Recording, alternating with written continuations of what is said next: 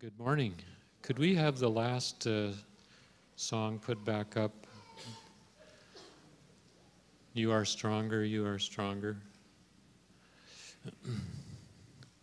I'm going to read from Matthew chapter 21. Yes, thank you. If you could leave that up there. So many of the songs have really spoken to me this morning from different times in my past where these songs have been significant for me. In Matthew chapter 21, verse 23 and following, of course, Jesus is in the last week as we've been following along here, and he has several encounters in the temple with the leadership. It's all about the leadership in this part, especially in Mark's gospel as we're going through it in class. All the debates that he has have to do with the leadership. And there's quite a few leaders in this room, and those of you who will be leaders, and so this may be especially addressed to us, but it does apply to all of us. When he had come into the temple, the chief priests and the elders of the people came to him as he was teaching and said, "By what authority are you doing these things?" Well,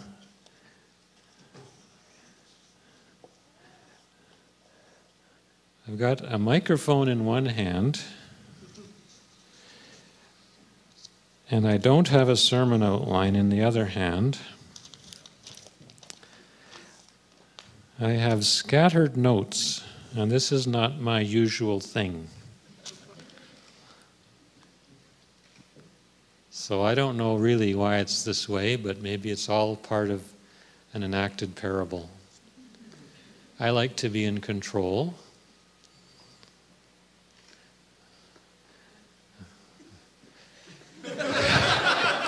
Are you all done?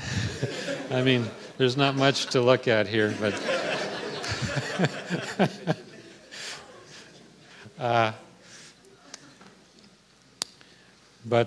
thank you for your prayers. It helps to loosen up a little bit. By what authority are you doing these things? What things? Let me give a list of the things that Jesus had been doing that ruffled the feathers of the leaders. First of all, he takes the colt from its owner that no one had sat upon. And the colt, I don't know much about donkeys, but I imagine if a colt has never been ridden, it might be a little difficult to get the colt to agree to this. I know of some people who break horses, and that seems to be the case with horses. But the colt submits. That's interesting, because nobody else is going to submit, as we'll see. He's riding in procession into Jerusalem with crowd support. That's kind of different, especially if they're proclaiming him to be the Messiah, which I think they are.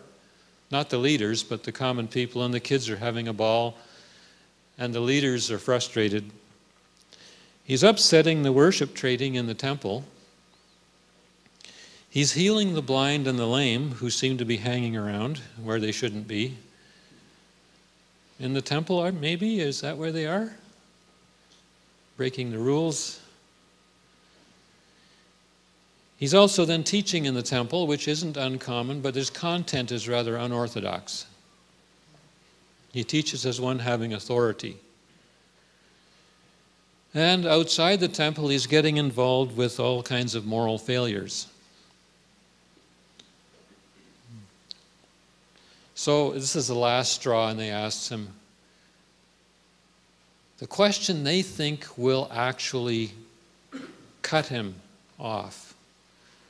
By what authority are you doing these things? They think they've got a really good question here. So what does he say? Who gave you this authority, they ask. So Jesus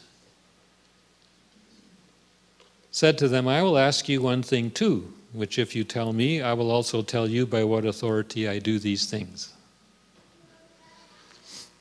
So when there's a debate, a public debate in first century, this is an honor-shame test. If you ask a question that your opponent cannot answer, you just won that part of the debate, and your honor rating goes up, and their honor rating goes down. The crowd is the one who decides. It's a great place to have a debate. Now, if you read through all the different debates he has, he wins them all. But Jesus isn't about winning debates. He's not really interested in that. He's more concerned about the people that he's talking to. But so he begins. If you answer my question, I'll tell you by what authority I'm doing all these things. Here's the question. Very simple. The baptism of John was from what source? From heaven or from men? Now, start the clock. Tick tock, tick tock. Dun, dun, dun, dun, dun. So, what they do, they began reasoning among themselves.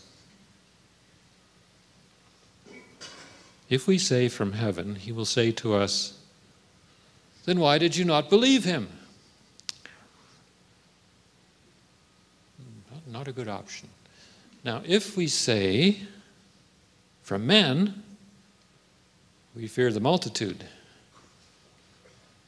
That's not a good option. For they all hold John to be a prophet. Ding, time is up. They come back.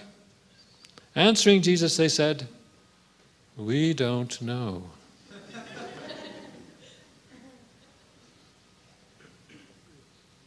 He also said then to them, neither will I tell you by what authority I do these things. And the crowd, you can hear the buzz in the crowd. Who won that one?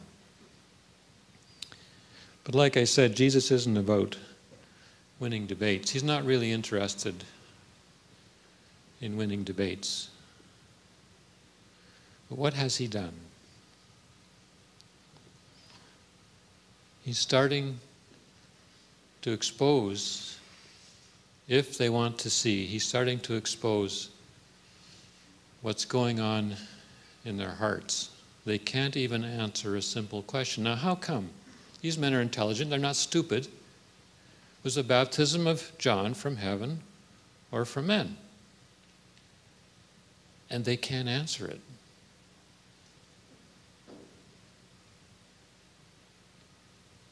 That's pretty sick. It's pretty sad.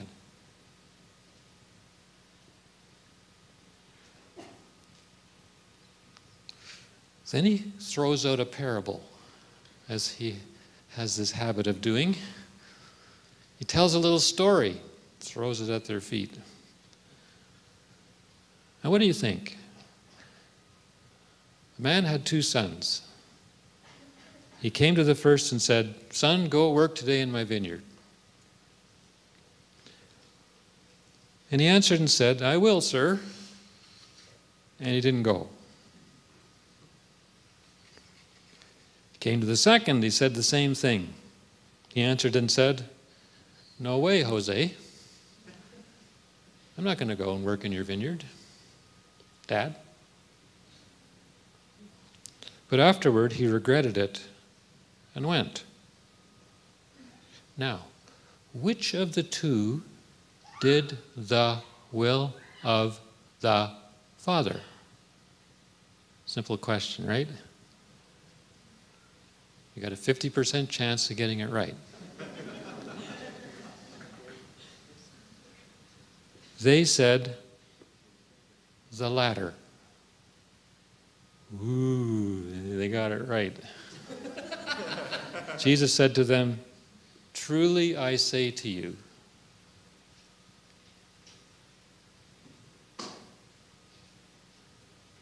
the tax gatherers and hookers are going to get into the kingdom of God before you do.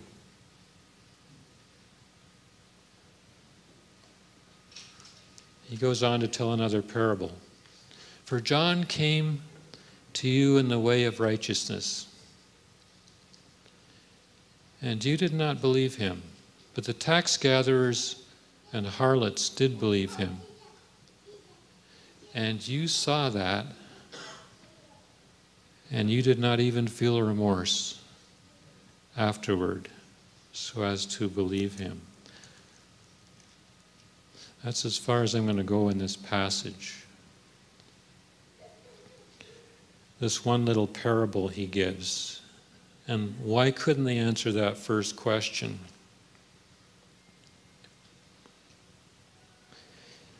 Jesus is out to shatter their glittering images.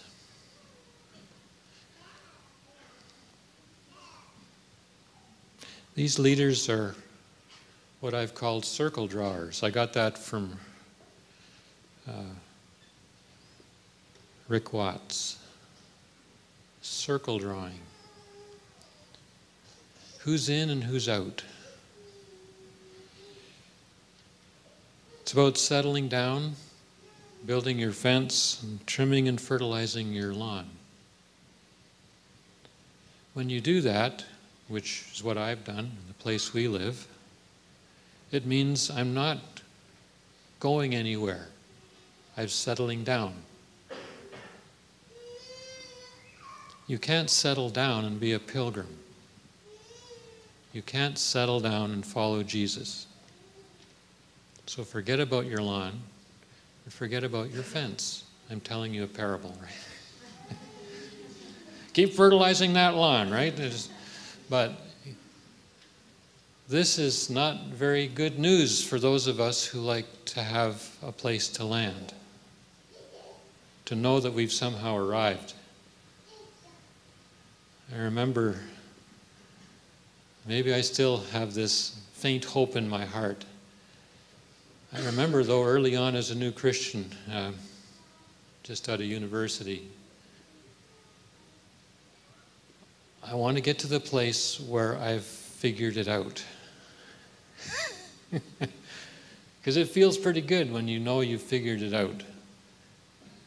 There's a certain zone that you can get, maybe, that a Christian zone of spiritual life, that if you just know how to stay there, you'll never have any more difficulties.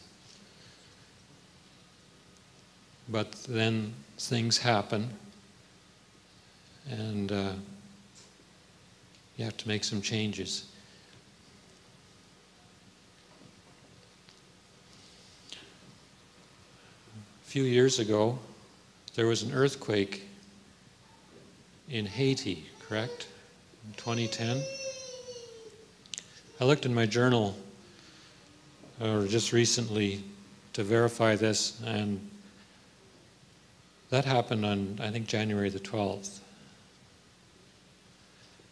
Somewhere around January the 7th of that same year, an earthquake happened in my own life. I thought, well, that makes a good linkage for a chapel sermon. So what's the linkage?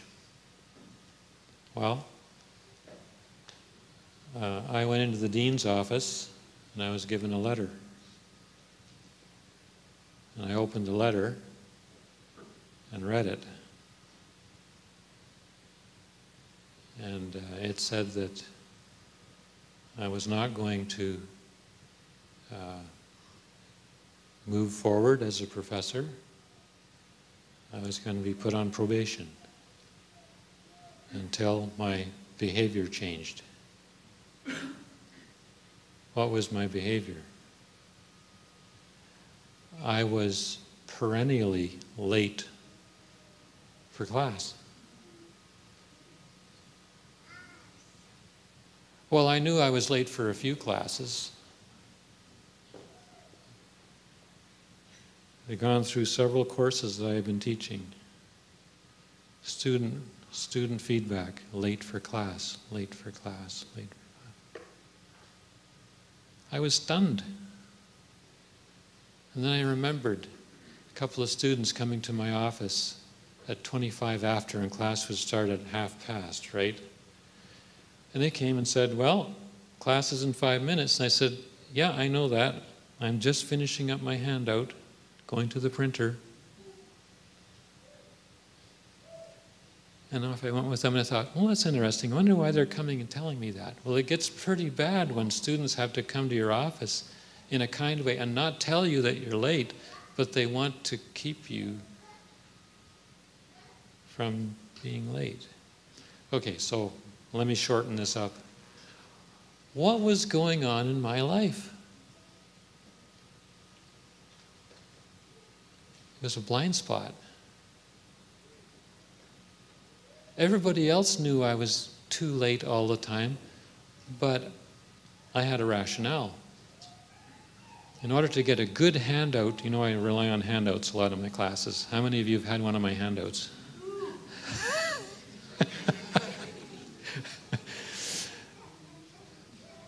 If I go to class without a good handout, the class won't go as well, so I need to take the extra time.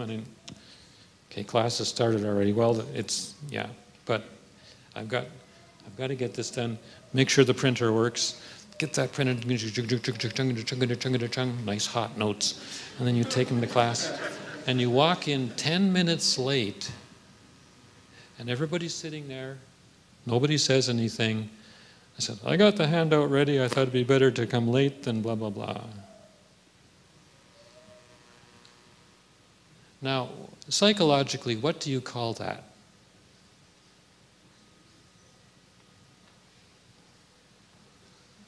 What was I into? Like Moses. Denial. I was in denial.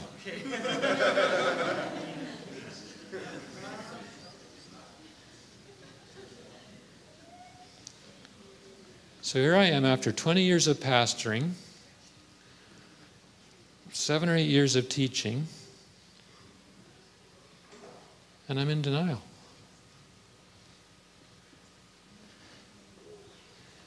My main point for this message is the Christian life is a life of continual conversion. I had a very dramatic conversion experience when I was 19.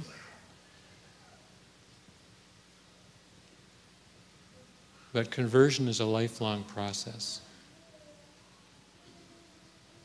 There were still areas of my heart that I was totally blind to. And that led to, I went to a counselor because I wanted to get to the roots of this. So I took some counseling. I said, I was blind to this. How come? I don't want to fall into this again. And so we went underneath. Oh yes, there's that and there's that. So, the leaders that Jesus was talking to couldn't answer a simple question. It's those little things that you need to pay attention to. Why couldn't they answer it? They were afraid of the people. They were all into appearance management. Brennan Manning, in his book, Abba's Child, which I read shortly after my earthquake, quite by chance. I had it on my shelf for several years, never read it. Brennan Manning knew exactly where I was at. And he wrote a chapter in this book called The Imposter. The imposter is the glittering image that we seek to be when we want to impress people. It's one of the occupational hazards of teachers. We give out lots of really neat information, and it's very subtle. Is this about me or is this about you? Is it about me looking good or is it about you and me serving you. My wife has got me on this for years. Once in a while, as a pastor, she would ask me, why do you preach? Oh, those wonderful questions. Wives, or to be wives, if you ever marry a pastor, you just be right there. Why are you a pastor anyway? Ask that question. It's a good one. Because you have to answer it. Well, tick-tock, tick-tock. Well, if I say this, if I say, I don't know. But you know, the Lord, that's why it's still up here, isn't it? He is stronger if we'll let him be stronger in our life, to get down underneath into the cellar to find out what really makes us tick. And there's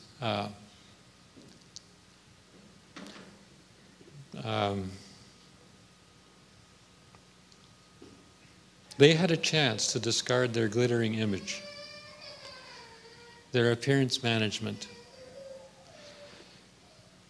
And we don't know if they did or not. How does Jesus do this? One of the ways, if not the main way, that he can help us to go a significant step forward and to be our real selves, or to be in touch with our real selves. And let's face it, it gets pretty boring when we're all trying to impress each other and just trying to be somebody. Why can't we just be ourselves? For goodness sake. So that Jesus can take where we're at and bring us to our true self. That's the whole process of following Jesus. He's about talking to the real you. God will never talk to the false you. So if you're out of touch with who you are, you can't hear him. That's why you can't hear him. He'll only speak to the real you. And if we don't want to be in touch with that, well, I don't know. So, how does he do this? He brings disruption into our lives. By what authority do you do these things? He was being disruptive.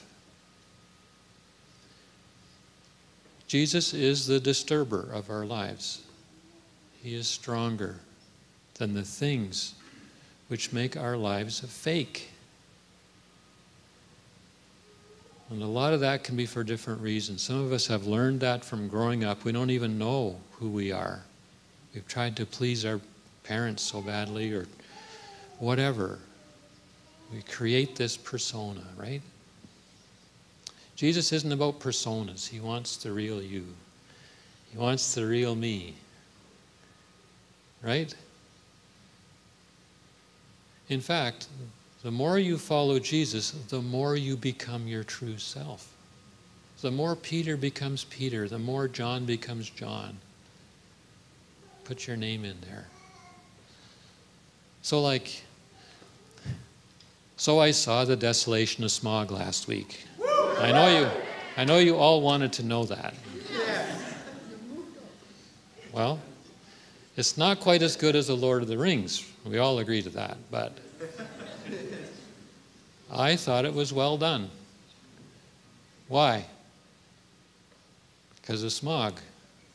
I mean, the guy is so full of himself, or the dragon. I just get so much out of that story.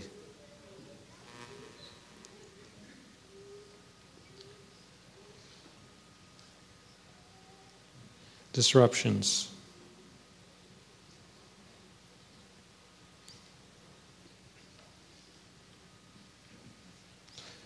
We're at great risk of this because a lot of our culture and a lot of what's going on in churches is about appearance management. A lot of it is. Will you be the generation that says no to appearance management? I see that in so many of you, that you do want to cut through all the stuff and just get out and do something, get in touch with reality, and take the risk.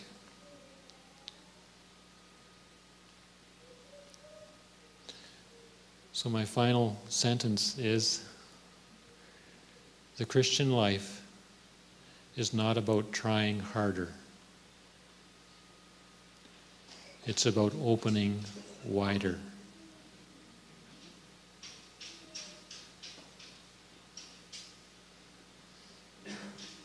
Opening wider. Letting Jesus tell you whatever he wants to tell you. If you prayed that prayer, do you think he would answer that? Lord, show me whatever I need to see. And not be afraid to look at it when he shows you. Oh man, that would be so freeing. And guess what? Welcome to the rest of your life. Get used to it. Don't be disturbed by it, in terms of discouraged, I mean. There is nothing that Jesus won't do to bring forth the person that he always meant you to be.